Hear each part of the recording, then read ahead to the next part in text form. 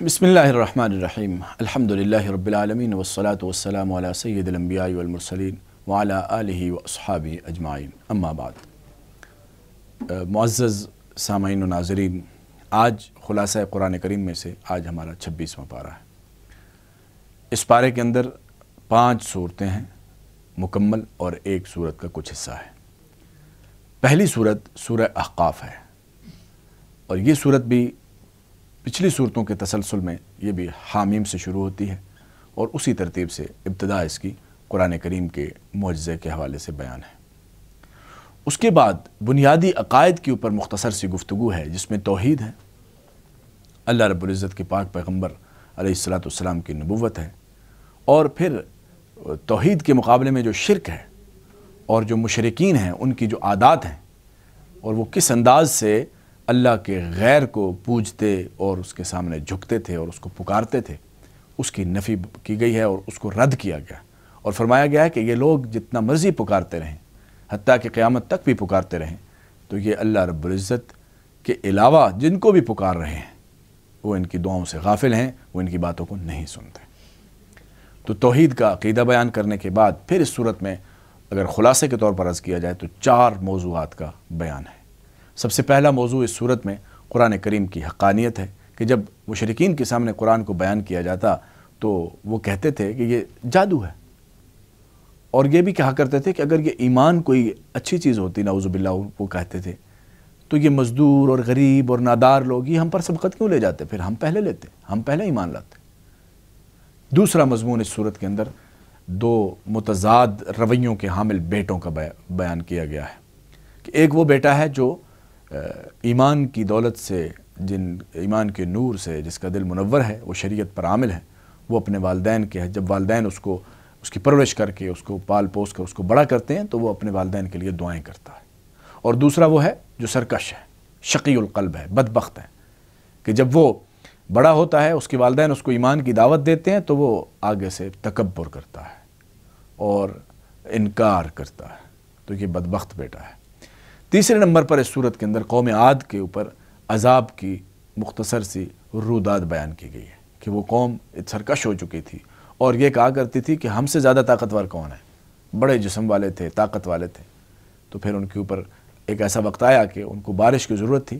تو اللہ رب العزت نے بادل بھیجے اور وہ خوش ہو کے گھر سے باہر نکلے، بادل خوب گرجے برسے اور طوفانی آندھی آئی، اور پھر ان کے جسم ٹوٹ گئے، اور اللہ رب العزت نے اپنے عذاب کی تفصیل اس صورت کے اندر بیان کی۔ چوتھے نمبر پر اس صورت کے اندر اللہ رب العزت نے اپنے پیارے حبیب صلی اللہ علیہ وسلم کو تسلی اور آپ علیہ السلام کو یہ فرمایا ہے کہ یہ جو آپ کے سامنے اس طرح کے حالات آ رہے ہیں، آپ نے ان کے اوپر صبر کرنا ہے، اور پہلے اولو العزم پیغمبروں کی طرح صبر کرنا ہے، اور اس صبر کے نتیجے میں اللہ رب العزت ہدایت کے فیصلے فرمائیں گے۔ دوسری صورت اس صورت میں اس پارے کے اندر وہ سورہ محمد ہے۔ محمد لفظ صلی اللہ علیہ وسلم یہ ہمارے پیارے نبی کریم صلی اللہ علیہ وسلم کا نام نامی اس میں گرامی ہے۔ قرآن کریم میں یہ 4 جگہ پر آیا، 4 صورتوں میں مختلف جگہوں پر آیا۔ اس کے علاوہ جہاں کہیں بھی آپ علیہ السلام سے خطاب ہوا ہے، اللہ رب العزت نے آپ کے کسی لقب کا ذکر فرمایا ہے، نام صرف 4 جگہوں پر آیا ہے،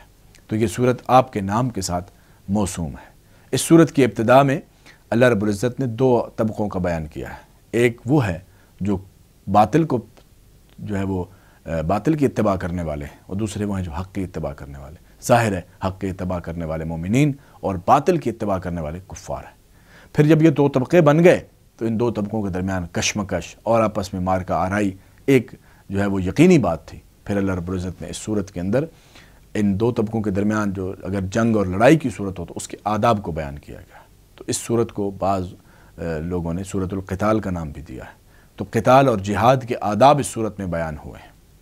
اور پھر جنگ کی صورت میں قیدی آ جاتے ہیں، تو قیدیوں کو ان کی رہائی، ان کے ساتھ کیا معاملات کرنے ہیں، فدیہ لینا ہے نہیں لینا، کیسے چھوڑنا ہے، یہ سارے احکامات اس صورت کے اندر بیان کیے گئے۔ اور پھر آخر میں اللہ رب العزت نے اس صورت کے اختتامی حصے میں منافقین کے ایک رویے کا ذکر کیا ہے کہ جب ان کے سامنے جہاد کی آیات تلاوت کی جاتی ہیں تو ان کے اوپر موت کی سی بے ہوشی طاری ہو جاتی ہے، اور وہ منہ موڑتے ہیں اور ڈرتے ہیں اور بزدلی کا مظاہرہ کرتے ہیں۔ لیکن مومنین کو اللہ رب العزت نے یہ بیان فرما کر مومنین کو یہ کہا ہے آخری آیات کے اندر کہ اگر تم بھی اللہ رب العزت کے احکامات کے سامنے ان سے منہ موڑو گے اور بات نہیں مانو گے تو اللہ رب العزت تمہیں تبدیل کر دے گا، تمہیں لے جائے گا اور تمہاری جگہ ایسی قوم لے کر آئے گا جو تمہاری طرح نہیں ہوگی۔ تو گویا کہ اگر اللہ کے احکامات کو نہیں مانا جائے گا، اللہ کی باتوں کے اوپر عمل نہیں کیا جائے گا تو اللہ رب العزت بڑی غنی ذات ہے، وہ انسانوں کی اور ان کی عبادت کی محتاج نہیں ہے کسی طور پر بھی، بلکہ وہ ان انسانوں کو سب کو ختم کر کے ان کی جگہ پہ اور قوم لے آئے گی۔ تیسری صورت اس پارے میں سورہ فتح ہے۔ یہ بڑی اہم صورت ہے اس اعتبار سے کہ اس کے ساتھ ایک بہت بڑا واقعہ صلح حدیبیہ کا وابستہ ہے کہ حدیبیہ کے موقع کے اوپر یہ صورت نازل ہوئی، اور آپ صلی اللہ علیہ وسلم کو اتنی محبوب تھی کہ حضرت عمر رضی اللہ تعالیٰ عنہ فرماتے ہیں کہ آپ علیہ السلام نے فرمایا جب یہ نازل ہوئی کہ آج شام میرے اوپر ایسی صورت نازل ہوئی ہے جو مجھے دنیا و ما فیہا سے زیادہ محبوب ہے،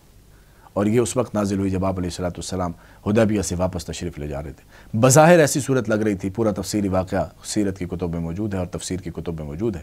کہ جس میں ایسے لگ رہا تھا کہ مسلمانوں کو بظاہر پسپائی ہوئی ہے، لیکن اللہ رب العزت اس کو فتح مبین سے تعبیر فرما رہے ہیں۔ تو مسلمانوں کو فتح نصیب ہوئی تھی لیکن ظاہری طور پر ان کو نظر نہیں آ رہی تھی۔ پھر اس کے بعد اس سورت کے اگلے حصے کے اندر اللہ رب العزت نے مومنین سے اور صحابہ کرام سے اپنی رضا کا اعلان فرمایا کہ جو اس شریک تھے، اس حدیبیہ کے موقع کے اوپر شریک تھے، بیت رضوان کے اندر جو شریک تھے، ان کے اوپر اللہ رب العزت نے فرمایا میں ان سے راضی ہو گیا۔ اور پھر اللہ رب العزت نے اس خواب کا تذکرہ فرمایا ہے جو جناب نبی کریم صلی اللہ علیہ وسلم کو اس حدیبیہ کی طرف جو لایا تھا، جو خواب عمرے کی نیت سے جو آپ نے سفر شروع فرمایا تھا، اس خواب کا ذکر ہے۔ اور پھر اللہ رب العزت نے آپ علیہ السلام کے حوالے سے یہ بیان فرمایا کہ وہ اللہ رب العزت کی وہ ذات ہے جس نے اپنا رسول اس لیے بھیجا تھا کہ وہ دین کو غالب کرے دنیا کے اوپر، لیظہرہ علی الدین کلہ، دین کو غالب کرنے کے لیے اللہ نے اپنے حبیب کو بھیجا تھا۔ اور پھر آخری آیت میں اللہ رب العزت نے اپنے پیارے حبیب صلی اللہ علیہ وسلم کا نام لے کر فرمایا کہ وہ اور ان کے جو ساتھی ہیں یعنی صحابہ کرام، وہ ہر وقت ان کے ساتھ رہتے ہیں۔ ان کی صحابہ کرام کی تعریف فرمائی اور ان کے جو خصوصیات ہیں، ان کی جو پیاری پیاری عادات ہیں، ان کا ذکر فرمایا کہ وہ آپس میں بالکل جو ہے وہ شیر و شکر ہیں اور پیار محبت والی کیفیت ہے، اور دشمنوں کے اوپر بڑے سخت ہیں۔ ان کی حالت یہ ہے کہ وہ ہر وقت عبادت میں مشغول ہوتے ہیں، یہاں تک کہ ان کے چہروں کے اوپر ان کی نشانیاں ان کی عبادت کی موجود ہیں۔ اور یہ اتنے عظیم لوگ ہیں یہ صحابہ کرام رضوان اللہ تعالیٰ علیہم اجمعین کہ ان کا تذکرہ اللہ رب العزت نے پچھلی کتابوں میں، تورات میں، انجیل میں بھی اللہ رب العزت نے فرمایا ہے۔ اس کے بعد سامعین محترم سورہ حجرات ہے۔ یہ سورت بھی بڑی اس اعتبار سے بڑی اہم ہے کہ اس کے اندر اللہ رب العزت نے معاشرتی آداب کا ذکر فرمایا ہے۔ سب سے پہلے اللہ رب العزت نے ابتدا میں اللہ کے ادب اور اپنے حبیب صلی اللہ علیہ وسلم کے ادب سے اس سورت کی ابتدا فرمائی کہ ایمان والو تم اللہ سے آگے نہ بڑھو اور اپنے نبی سے آگے نہ بڑھو، یعنی اللہ کی باتوں سے اور اللہ کے فیصلوں سے آگے اپنی بات نہ کرو۔ پھر حضور کا ایک اور ادب بیان فرمایا کہ جب حضور جہاں موجود ہوں وہاں بلند آواز سے بات نہیں کرنی، اور آپ علیہ السلام کو ایسے نہیں پکارنا جیسے ایک دوسرے کو آپس میں پکارتے ہو۔ پھر اس کے بعد ایک بڑا پیارا معاشرتی ادب بتایا کہ جب بھی کوئی خبر تم تک پہنچے تو اس کی تصدیق کر لیا کرو، اس کے اوپر یقین کرنے سے پہلے اس کی تصدیق کر لیا کرو۔ یہ نہ ہو کہ تم کوئی ایسا فیصلہ کر بیٹھو جو تمہیں ندامت کا بعد میں اور شرمندگی کا اس کا سامنا کرنا پڑے۔ پھر اس کے بعد مسلمانوں کے آپس کی جو ایسی کیفیت ہو جاتی ہے چپکلش کی اور جنگ کی اور ناراضگی کی اور لڑائی کی صورت بن جاتی ہے، تو اس صورت میں باقی مسلمانوں کو کیا رول اور کیا کردار ادا کرنا چاہیے اس کے حوالے سے رہنمائی موجود ہے۔ اور مومنین کو فرمایا گیا کہ یہ تو بھائی ہیں، تو تمہیں چاہیے کہ ان کے درمیان صلح کرو۔ پوری تفصیل سے اس کے احکام موجود ہیں۔ دوسرا رکوع اس صورت کا سامعین محترم سارے کا سارا معاشرتی آداب اور معاشرتی خرابیوں کی حوالے سے ہے کہ جس میں معاشرے کے اندر کون کون سی برائیاں ہیں جن کو دور کرنا ضروری ہے، اور وہ کون کون سے آداب ہیں جن کو اختیار کرنا ضروری ہے۔ اس میں غیبت کا بیان کیا گیا ہے شروع میں کہ جو ہے وہ غیبت سے اپنے آپ کو بچاؤ، یہ ایسا ہی ہے جیسے مردہ بھائی کا گوشت کھانا ہے۔ اور بدگمانی سے اپنے آپ کو بچاؤ کہ بہت سارے گمان جو ہیں وہ گناہ ہوتے ہیں۔ اور اس کے بعد کوئی قوم دوسری قوم کے اوپر فخر نہ کرے اس بات کے اوپر کہ میں فلاں قوم سے ہوں، فلاں قوم سے ہے، اس اعتبار کیونکہ سب کے سب انسان ایک آدم اور ایک حوا علیہم السلام کی اولاد ہے۔ اور اللہ رب العزت نے فرمایا کہ آپس میں ایک دوسرے کے نام برے انداز سے نہ پکارو، اچھے انداز سے ایک دوسرے کو پکارو۔ اور پھر سورت کا اختتام ان الفاظ سے ہوتا ہے کہ کوئی بندہ یہ دعویٰ نہ کرے صرف کہ میں ایمان لایا اور یہ دعویٰ کافی ہو گیا، بلکہ اصل ایمان وہ دل کے اندر ہوتا ہے۔ تو دل کے ایمان کی اصل تعریف ہی یہ ہے کہ دل کے اندر سے تصدیق ہو، یہ ایمان ہے۔ اس کے بعد سامعین محترم سورہ قاف ہے جو اس پارے کی 5ویں سورت ہے، جس کی ابتدا بھی حروف مقطعات سے کرنے کے بعد اللہ رب العزت نے قرآن کی قسم جو ہے وہ کھائی ہے، اور پھر مشرکین مکہ کے ایک تعجب کا ذکر کیا کہ وہ 2 باتوں پہ بڑا تعجب کرتے تھے۔ ایک یہ کہ قرآن جو ہے وہ آپ علیہ السلام کے اوپر کیوں نازل ہوا، اور دوسرا یہ کہ قیام نے مرنے کے بعد دوبارہ زندہ ہونا ہے۔ تو اس کے سارے دلائل اللہ رب العزت نے بیان فرمائے ہیں، اور پھر پچھلی چند قوموں کا ذکر کیا ہے۔ قوم عاد ہے، قوم سمود ہے، حضرت لوط علیہ السلام کی قوم ہے، حضرت شعیب علیہ السلام کی قوم ہے، پھر اصحاب الرس کا ذکر ہے، اور اس کے بعد پھر اللہ رب العزت نے انسان کو اس کی مسئولیت کا اور اس کی ذمہ داری کا احساس دلانے کے لیے یہ فرمایا ہے کہ تم جو کچھ بھی کر رہے ہو وہ میرے علم میں ہے، جو کچھ بھی تم کر رہے ہو وہ میرے علم میں ہے، حتیٰ کہ فرمایا کہ تمہارے دل میں جو وسوسہ آتا ہے وہ بھی اللہ رب العزت فرماتے ہیں میرے علم میں ہے، اور آپ جو منہ سے بولتے ہو وہ بھی میرے علم میں ہے۔ تو یہ سارا بیان کرنے کے بعد آخر کے اندر اس صورت کے اختتام میں اللہ رب العزت نے جناب نبی کریم صلی اللہ علیہ وسلم کو ایک تسلی اور آپ کے لیے ایک جو ہے وہ یہ خوشخبری آپ کو دی ہے کہ آپ جو ہے وہ اگر صبر کریں، اور ایک آپ کے ذمہ یہ کام لگایا ہے کہ ان کی تکلیفوں کے اوپر آپ صبر کریں اور ان کو تذکیر جاری رکھیں قرآن کریم کے ذریعے سے۔ قرآن آپ فرماتے ہیں کہ نحن اعلم بما یقول، یہ جو کچھ کہتے ہیں اے میرے حبیب یہ مجھے علم ہے، یہ ہمیں پتہ ہے کہ یہ کیا کر رہے ہیں۔ وما انت علیہم بجبار، آپ ان کے اوپر زبردستی نہیں کر رہے۔ فذکر بالقرآن من یخاف وعید، ان کو قرآن کے ذریعے سے تذکیر کرتے رہیں، ان کو یاد دہانی کراتے رہیں۔ اور اس سے اگلی صورت سورہ زاریات ہے، جس کا کچھ حصہ اس پارے میں ہے اور کچھ حصہ اگلے پارے میں۔ ابتدا میں چند 4 قسم کی ہواؤں کا ذکر کرنے کے بعد اللہ رب العزت کفار کے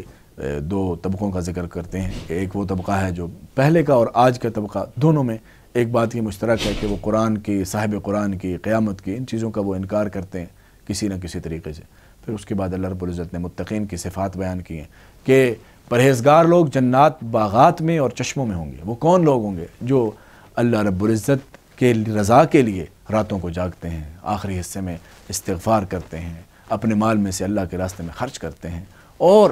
پھر جو اللہ نے دے دیا ہے، جو دیا ہے ان کو، اس کو اللہ کے راستے میں خرچ کرتے ہیں۔ اور اپنے اوپر پھر اللہ رب العزت نے انسان کو یہ توجہ دلائی کہ اپنے ارد گرد اور اپنے اوپر بھی غور کرو تو تمہیں اللہ رب العزت کے وجود کی کئی نشانیاں نظر آئیں گی۔ اس کے بعد پھر وہ واقعہ ہے جس کا کچھ حصہ اس پارے میں ہے، کچھ اگلے پارے میں، وہ حضرت ابراہیم علیہ السلام کا وہ واقعہ ہے کہ جس میں آپ علیہ السلام کے پاس فرشتے آئے تھے اور آپ کو اولاد کی بشارت دینے آئے تھے، اور